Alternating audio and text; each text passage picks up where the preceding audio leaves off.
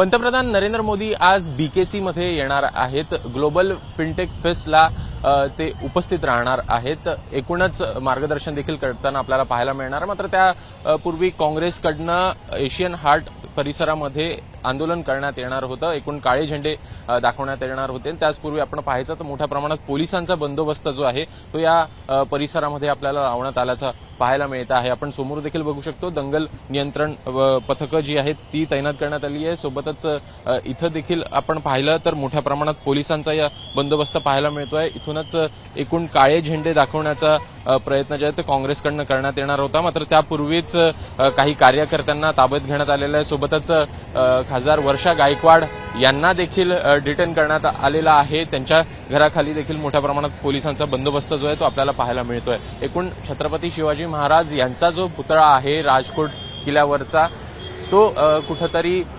पडल्यामुळे हे सगळं आंदोलन जे आहे ते काँग्रेसकडनं करण्यात येणार होतं। त्याचा निषेध म्हणून पंतप्रधान नरेंद्र मोदी काही बोलले नाही, त्यामुळे हा सगळा निषेध आंदोलन करण्यात येणार होतं। मात्र त्यापूर्वीच सगळ्या कार्यकर्त्यांना ताब्यात घेतलं असलं तरीही या सगळ्या परिसरामध्ये मोठ्या प्रमाणात पोलिसांचा बंदोबस्त आपल्याला पाहायला मिळतोय।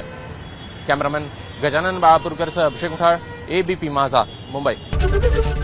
एबीपी माझा, उघडा डोळे बघा नीट।